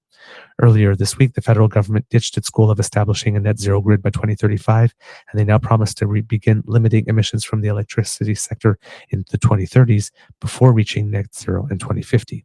Approximately 85% of the country's electricity now comes from non-emitting sources, including hydro, nuclear, wind, and solar. Meanwhile, the oil and gas sector's emissions are up 7.2% since 2005, though they've fallen since 2019. Emissions related to transport are up 0.6% and agriculture up 4.5%. They've grown slightly since 2005, while those associated with buildings are down 2.4% and heavy industry are down 11.4%. And that latter number is quite good here. When it comes to the biggest contributors, the fossil fuel industry comprised 30% of the Canadian economy's total emissions last year. The transport sector, 22.6%, and buildings, 12%, were also large factors. For Julia Levin, Associate Director for the National Climate at Environmental Defence, the new figures show Canada is making progress on cutting emissions, albeit much too slowly. Quote, the results are disappointing, Levin said in a statement to iPolitics. Emissions have only fallen less than 1% from last year, and we're still not on track for our 2030 goals. Clearly, more ambition from all governments in Canada is necessary. The Canadian Climate Institute also issued a statement framing the data as clear-cut evidence that new measures brought forward by the federal government to cut emissions are working. Quote, our research has shown climate policy is working to cut carbon pollution. Canada's emissions would be higher today without the actions taken to date by all levels of government since 2015, read the statement from Dave Sawyer, the Institute's principal economist. Existing climate policies are expected to prevent 226 megatons of carbon emissions by 2030, equivalent to the current emission profiles of Quebec and Ontario combined. So it's not negligible what we've been able to do so far, but we got to light a match and be motivated by an even greater sense of urgency. Governments across the country can build on this progress by following through and finalizing policies that they are developing or have announced to deliver even deeper emission cuts by 2030. The data released on Thursday consisted of summary estimates from the National Inventory Report, or the NIR, which is scheduled to be published next spring. The NIR will also consider emissions from land use and forestry, which is expected to add an additional 40 megatons. If that's the case, Canada's total emissions will have fallen by approximately 14% from 2005 levels. So that would be really good. So basically, right now we have 8%, but there's the whole sector of forestry and land use where it seems we've been doing a good job on cutting down emissions, which would boost that total by a further 6% once those numbers are published and confirmed. But that's the expectation. So when I'm saying that the Prime Minister, if he's trying to find a way to stay, could do things like take these numbers and say it's just starting to work and it's just starting to work really well. We need to go all in. We've proven it works. Now we need to double down. So if people are still listening or willing to listen, there is a path. But even if he doesn't do that for the Liberals, there is this path as well. If they want to go down that route on everything green. So there, I wanted to read that to you. And the other thing that happened with regard to the subject is that with the U.S. threatening to pull out, of course, everybody is looking to China. And it seems that whereas we are at the point where we are starting to bend our curve on our emissions, China has arrived at the point where I think next year or this year, I think it is, their GHGs are expected to reach peak level before they either start bending the curve or either plateau and maintain where they are. There doesn't seem to be any indication yet from the government of China as to which route they will take on that front with any definitive measure. I would suspect that it would still be to try to curb bend of the curve, because people like to breathe, and last thing you want is a popular protest or revolt because there's too much smog. And China is taking the steps to become the power that corners the market on certain technologies that are green. So, and they've got a huge internal domestic market without having to rely on an international market to be able to achieve it. So it seems that the stage is set for it if it wants to go even harder on the green transition. So there you go, kits and cubs. There is more news with regard to that I have for you that I'll bring to you on Monday. There's a very, very good report in Science magazine, I believe it is, or maybe the Journal of Science, maybe not Science magazine. Not sure if it might be more of a magazine than than a journal itself on the subject, which. Oh, sorry. Yeah, this is not about climate change. Sorry. This is about hydroxychloroquine. It would appear that the study has been completely debunked and finally fully retracted. And it seems that some of the organizations, the organization who published the study, or the publication that published the study, has had something like 32 of their studies that they published retracted, and 28 of them involve one certain person who is particularly involved with this study. So we'll just a little tease, but we'll bring some of that for you on Monday. And if I forget, please do remind me, because it's kind of interesting for Danielle Smith. Because she went all in on the hydroxy. All right, kits and cubs. What else do we have here before we go from you in the chat? Kit Sassy, are any of the leaders considering overall election fatigue across the country? Amen. A non-denominational amen, especially since there might be an Ontario one come right now. I'm right with you. I was really looking forward to an October election, just to have some time to just effing breathe, because that last run, I will admit, took a lot out of me. Oh man. Yes, Elaine, I just noticed a hilarious picture of Elon sitting behind the desk in the Oval Office and Trump dressed as the butler. Yep, that kind of stuff, if it starts to trend, will definitely start getting the better of him. Absolutely. What else do we have here? Kit PNC Bio. They defeated their own bill with all the unnecessary pork cut out. I'm afraid they get to own all of this. Indeed. Playing with 3D. Remember that the F. Trudeau crowd will not skip voting. If a conservative government is inevitable, let's try to at least make it a minority. Absolutely. That exactly is the goal. And that's why we have to keep people engaged and not opt to vote for the couch, but opt to try to keep them at least to a minority. That is absolutely vital. Kit Elaine, loving the shade of petty that I was wearing today. Thank you, dear, for supporting me and encouraging me always in my pettiness. Kit Elaine inboxed the show's Facebook page the link regarding what PP said about Trump on CTV this morning. Okay, cool. We will save that for a later show. Thank you for doing that. Really appreciate it. Thank you so much. Let's see what else. It seems that Kit Nona Carol thinks that I should see that as well. So there, Kit Tavi G stating the obvious that Anita Anand is brilliant. We absolutely agree. Absolutely agree in every single way. Let's see what else do we have from the kids here. Bum, bum. I think that is everything. My beaver sweetie is trying to call me on the phone, and I need to do temporary decline. And that, I believe, is my sign, kids and cubs, from the outside world, that I should put an end to this and make some time for my beaver sweetie and rejoin my regularly scheduled life. So, kids and cubs, that's the end of this episode, a special episode of the Daily Beaver Morning Show. Cabinet Shuffle, bum bum edition, shaky shake, boo boo ba, yeah. I make my own theme songs. There you go. We hope that you love listening to us because we loved making this for you. Now, remember, sharing is caring and word of mouth is priceless. So thank you so very much for spreading the word about us. We really do appreciate everything that you do to let people know that we are one of your trusted sources of information and analysis, and that other people should give us a try too. So thank you. Kitrano Dan says here, thanks for this, Douglas. Without you guys, I'd know nothing federally. Yeah, you would. You'd find another way of finding out. But we're glad that this is where you come because you're good people.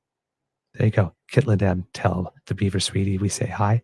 Absolutely. Kit Tavi G, great job. Thank you so much. Thank you. Kit Saucy, thanking me for the extra beaver. Well, you know, darlings, as your queen, I do live to serve, and all I do is give. But fortunately, you give me the adulation that I need, and that is reward enough for all my hard work. But the Queen Beaver's work is never, ever, ever, ever done. Thank you for playing along. I love it when you do. It's so much fun. You got to have some fun with this because, oh my God, some days it's so bleak. Ugh. All right. So yeah, sharing is caring. Word of mouth is priceless. If you would like to make sure that you do not miss an episode, you do not have to. Thanks to our pod page, which is sponsored by the wonderful, fabulous, and fierce, the Ray Girl. So if you scan that QR code, that is magically going to appear on the screen. I hope soon because I pressed it, but for some reason there is no cooperation. There you go. Oh, and it just disappeared on me. You go there. That'll bring you to our pod page, podpage.com, sponsored by the Ray Girl, where if you are listening to the podcast versions of our show, you click on subscribe. And when we have something fresh off the bandwidth, it comes directly to you. Now, if you would like to support us in other ways, like, for example, making like Kit Elaine and surfing yourself on down to the True North Eager Beaver Media Incorporated YouTube page, well, then you can scan that QR code that has just appeared by my head, and that will bring you there. And there we have some Christmas balls for you to make jingle with a little click of the mouse. Like, share, subscribe, make them sing a happy song for the holiday season, and get us a little happy because we love it when you subscribe to our feed. And plus, it helps us with the algorithm and all that good stuff.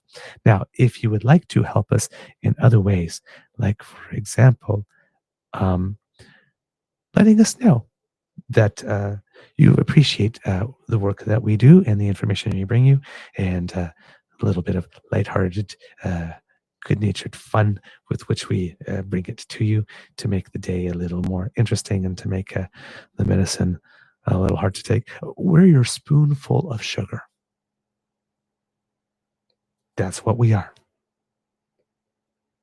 We're the spoonful of sugar, make the medicine go down. Hey, what's a little queening without some Julie Andrews? Right? Come on. So, kids and cubs, if you would like to support us and say, good job, Good job. Well, then that QR code brings you to our tip jar, or as I like to call it, the Beaver Lodge Emergency Hydration Fund, where you can do your little bit to keep your beaver moist. So, if you would like to make sure that I don't dry out over the weekend, then you would have to scan that little QR code. Or if you are listening, please go to ko-fi.com/eagerbeaver, lowercase letters, and make a little contribution there. And if you do that, thank you so much. We do invest it back in the show, but every now and then we need just that little extra hot chocolate or extra cup of coffee to get us over the hump, because the news is just so. Ugh. So anything that you can do to help, we would really appreciate that. And if you're not able to help financially, don't worry, because you've already stuffed our stockings full of the gifts of your attention and participation, and we love to hear from you. So truenortheagerbeaver@gmail.com is our email address. Please write to us. And again, if you have any ideas for the biggest or most underrated story of the year, whether internationally, nationally, provincially, or at the municipal level, or your most underrated and most overrated politicians at those levels too, please, pardon me, I have to cough.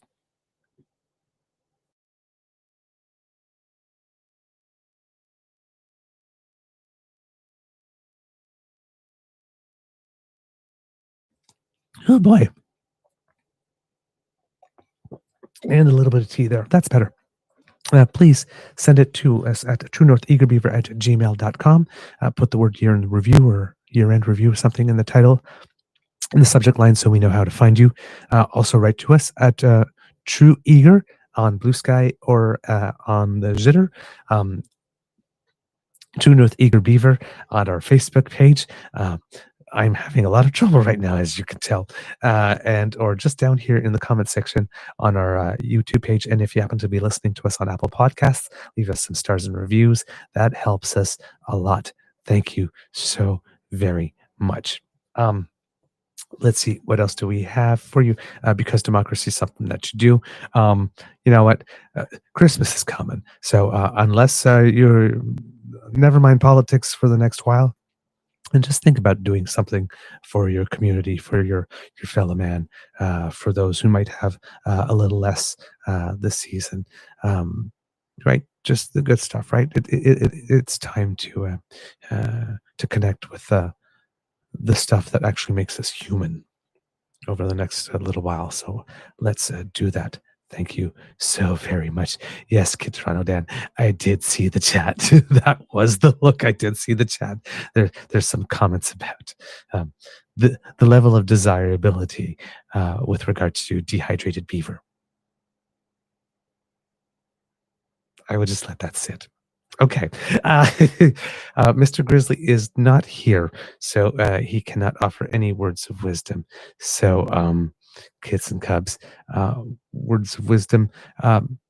Unplug for a little bit. We're still going to have shows for you next week somehow. Don't know how many will be pre-recorded. Don't know or how many will be live yet.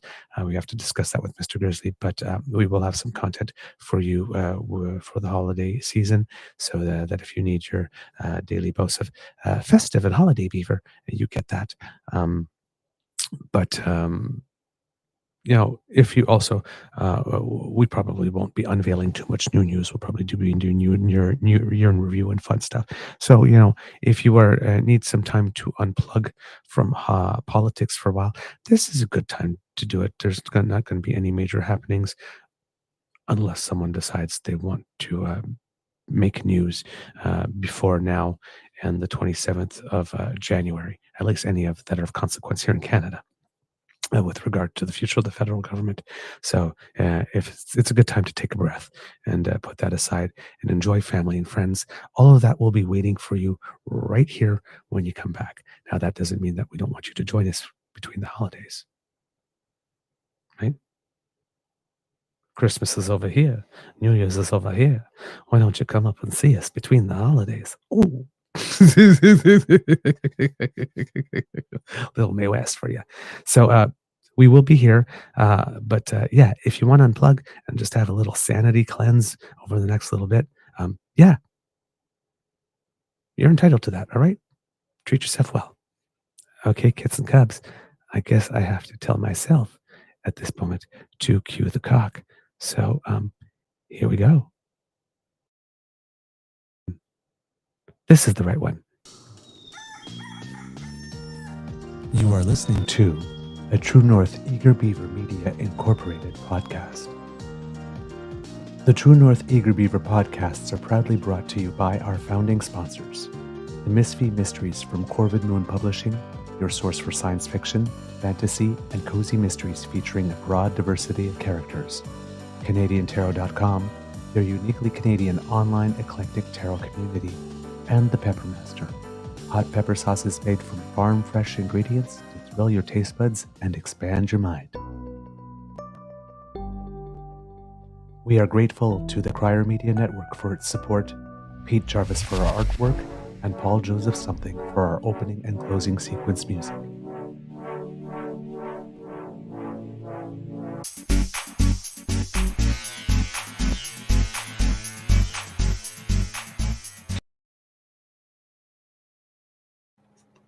All right, kits and kibs, I can't let you go without a few dad jokes. Did you hear the joke about the tofu? It was tasteless.